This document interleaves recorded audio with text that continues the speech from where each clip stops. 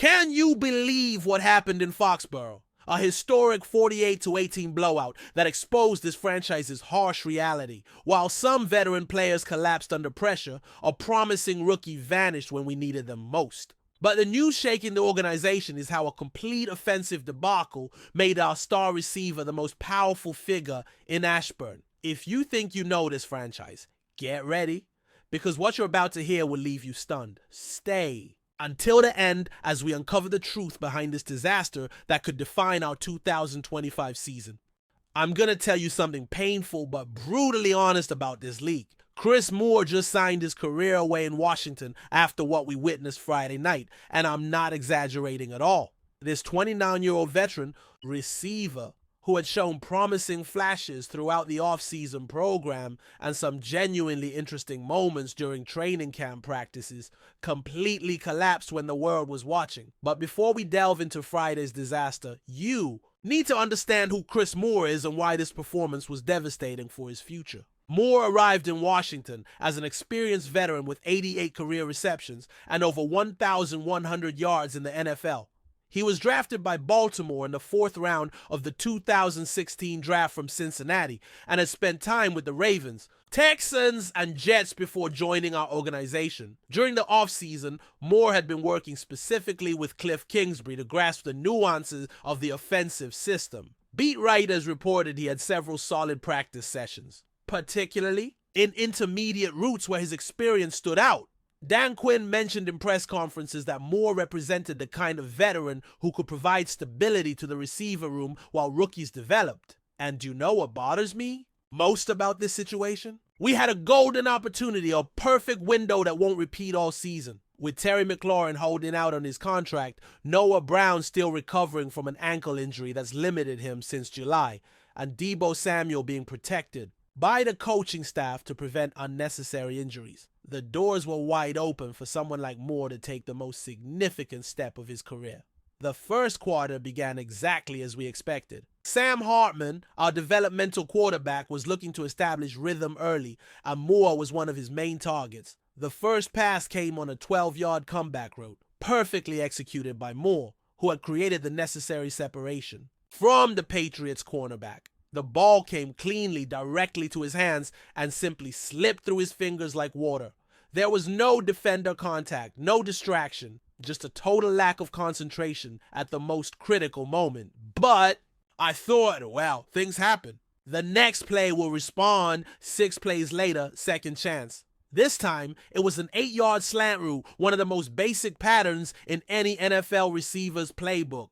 Hartman placed the ball exactly where it needed to be. Moore had a clean position, and again, the ball slipped from his hands like soap. And do you know what happened after that second drop? I saw something that broke my heart as a fan of this franchise. I saw Cliff Kingsbury on the sideline shaking his head. I saw him immediately start calling plays designed for other receivers. And more importantly, I saw how the entire offensive staff's confidence evaporated in real time. Let me explain something fundamental about this league that many fans don't fully understand. In the NFL, trust is a currency more valuable than pure talent. An offensive coordinator can forgive running a bad route, can forgive not having the elite receiver separation speed, but there is one thing that can never be forgiven: when they draw a play specifically for you.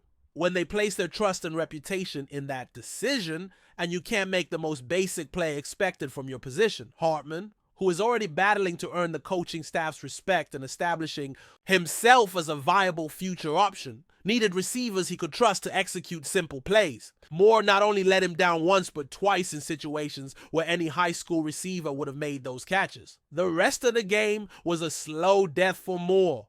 The targets disappeared, his playing time was drastically reduced, and I could see in replays how other receivers started getting the opportunities originally designed for him. Michael Gallup, who had been competing with Moore for the same role, suddenly received more snaps. KJ Osborne, who many considered more limited in versatility, became a more reliable option for the staff.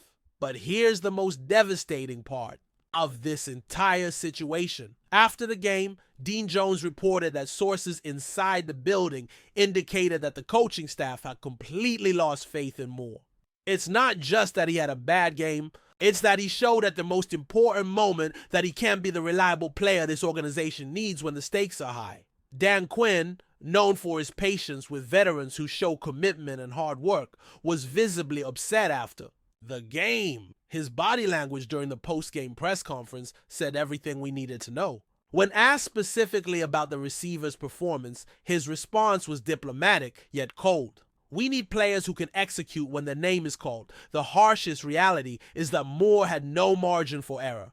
At 29 years old, without the separation speed of younger receivers, his value rested entirely on being a reliable veteran who could make expected plays. His only competitive advantage was the experience and supposed reliability of nearly a decade in the league. And now I ask you, how can an offensive coordinator trust a player who can't make basic plays when needed most? How can Dan Quinn justify having a roster spot taken by someone who collapses under pressure while hungry rookies await their chance? Adam Peters, our general manager, isn't known for patience with players who don't produce when given the opportunity. During his time in San Francisco, he developed a reputation for making quick, decisive decisions when players failed to meet expectations. His philosophy has always been clear. He prefers to give opportunities to young players with potential rather than keep veterans who have demonstrated their limitations. I believe Peters is already reviewing Moore's numbers: 2 targets, 0 receptions, 2 dropped passes that altered entire drives, and is already making calls to see what other receivers are available on the waiver wire. In a league where every roster spot counts, where each decision can determine if we make the playoffs or stay home, there's no room for sentimentality. Moore went from being an intriguing bubble roster player, someone with a real chance at earning a significant role, to an afterthought and in an instant. This former 4th-round pick from Cincinnati had his strongest measurement yet, the clearest opportunity of his career to establish himself as a key piece in an offense with serious aspirations, and failed spectacularly. I think it's only a matter of time, maybe days, before we see Moore clearing his locker and seeking opportunities with another organization. This franchise holds high expectations this year, and there's no space for passengers who fail when presented with the golden opportunity that Moore completely squandered. Now, let's talk about something that has me completely divided as an analyst and as a fan: the extremely intriguing case of Jaylen Lane.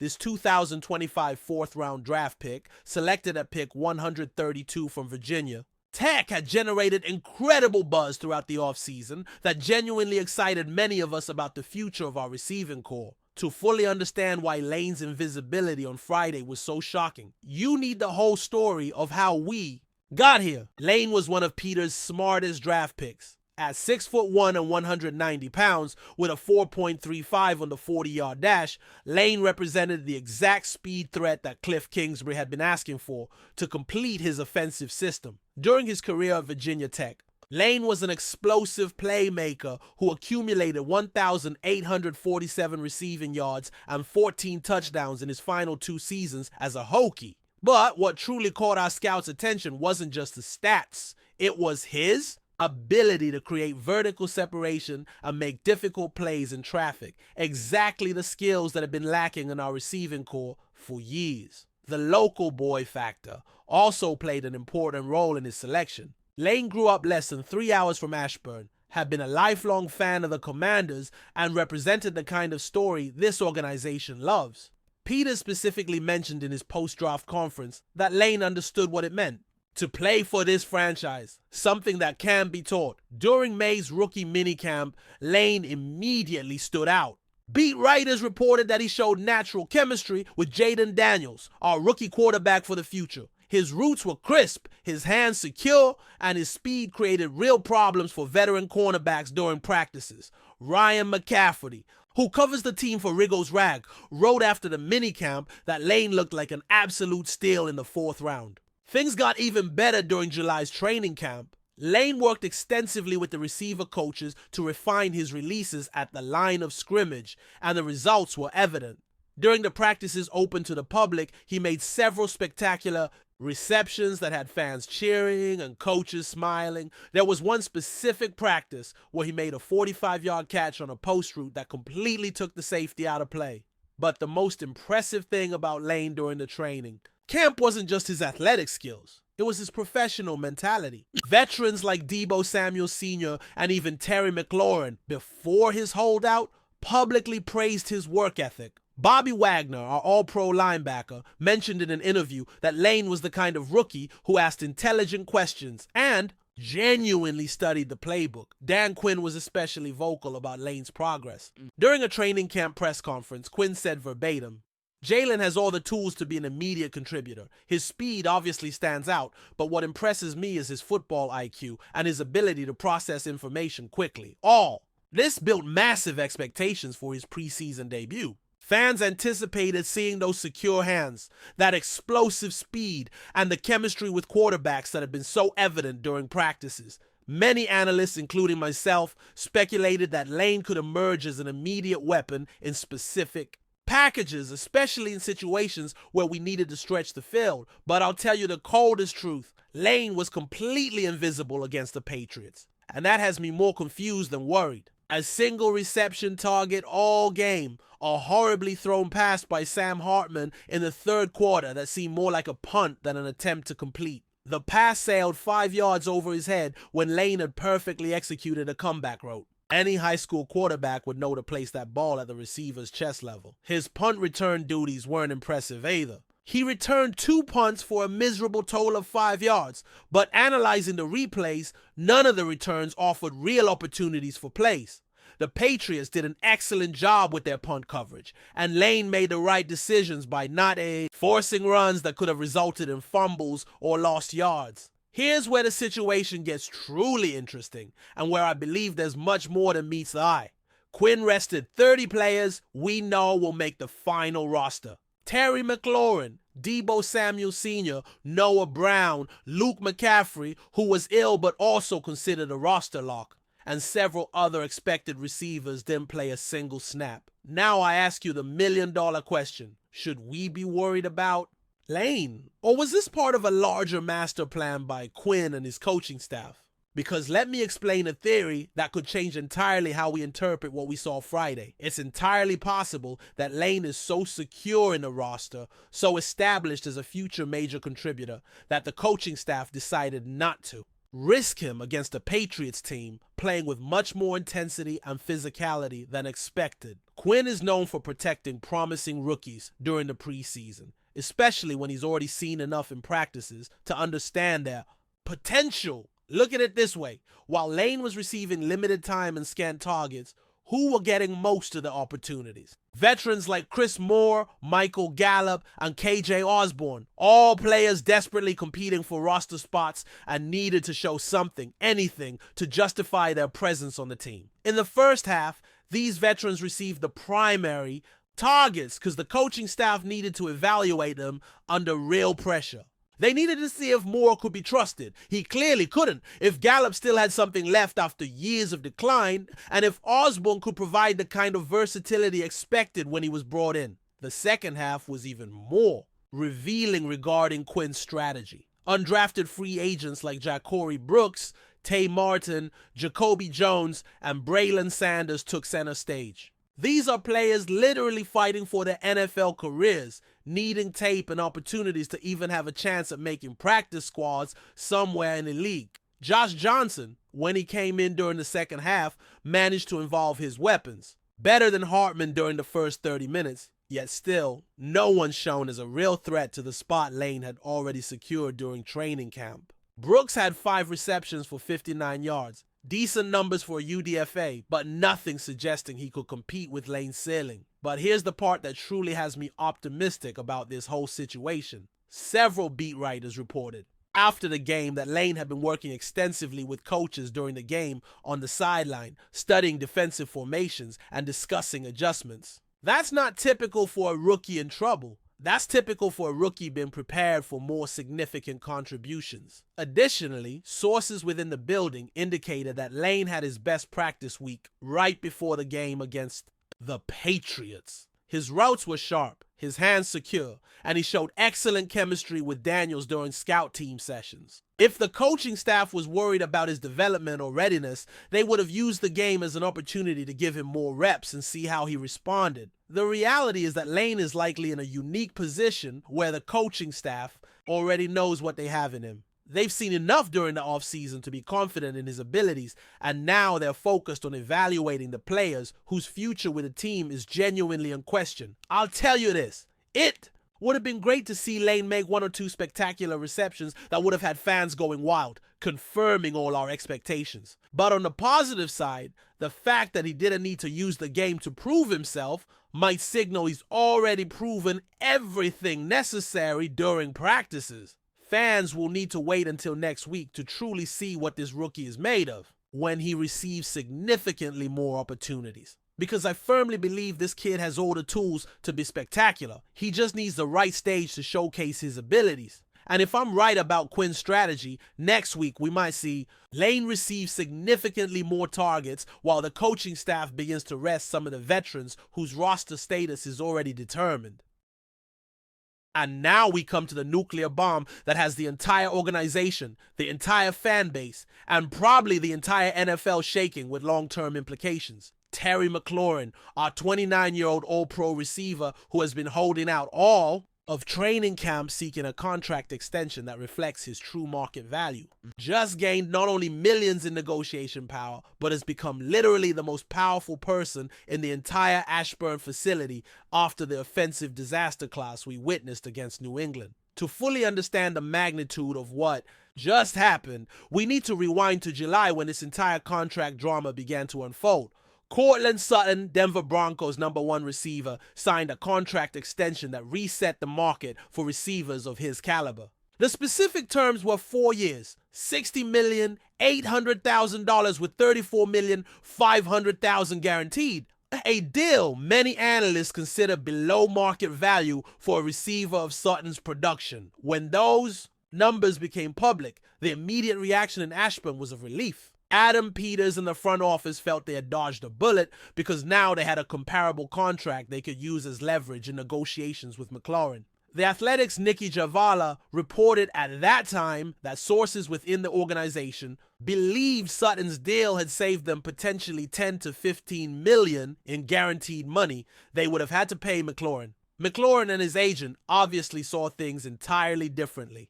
They argued that McLaurin had been more productive than Sutton over the past 3 seasons, had done so with significantly worse quarterback play, and deserved to reset the market rather than accept a below-market deal based on Sutton's extension. Negotiations completely stalled in early August.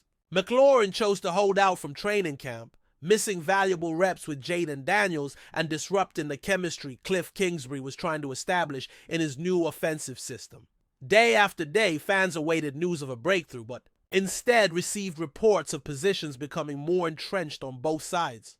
Peters had been confident that McLaurin would eventually cave. After all, McLaurin only has 1 year remaining on his current contract, is approaching 30 years old, an age where receivers historically start to decline, and the franchise tag option gave Washington significant leverage for the next season. The front office believed that time was on their side, but guess what?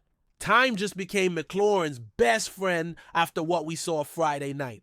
I'll explain exactly what happened and why this changed everything. With McLaurin holding out, Deebo Samuel Sr. being rested, and Noah Brown still recovering from injury, our receiving core against the Patriots basically consisted of replacement-level players and rookies who hadn't proven anything in game. Situations. The numbers are absolutely devastating and impossible to ignore. Luke McCaffrey, our 3rd-round pick from 2024, whom many expected would step up as a reliable target, combined with Chris Moore and KJ Osborne for just 3 catches for 13 total yards. Read that again. 3 veteran experienced receivers combined for 3 catches and 13 yards against a Patriots secondary that isn't even considered elite.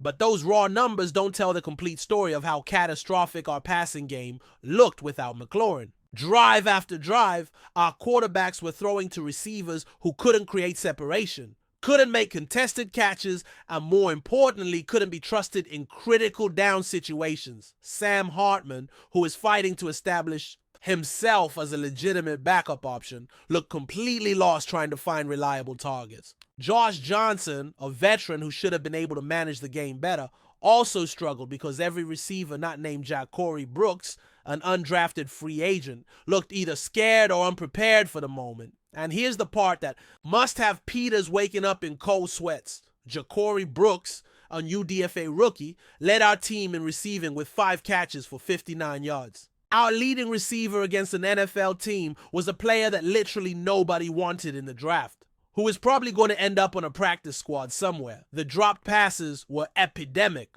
Poor route running was the norm rather than the exception. And more importantly, there wasn't a single moment during the entire game when any opposing defensive coordinator would have had to game plan specifically for any of our available receivers. Now imagine being Peters or Dan Quinn, watching this offensive disaster unfold and realizing this is exactly what your offense looks like without Terry McLaurin. Every target that went to replacement level players, every drive that stalled because receivers couldn't get open, every third down conversion that failed because there wasn't a reliable target available, all of this becomes ammunition for McLaurin's negotiation team. Because let me explain something fundamental about NFL contract negotiations that many fans don't fully understand. Leverage isn't just about statistics or age or contract status. It's about demonstrating indispensable value to your organization. And McLaurin just got the most powerful demonstration possible without even setting foot on the field. His agent can now walk into negotiations and say,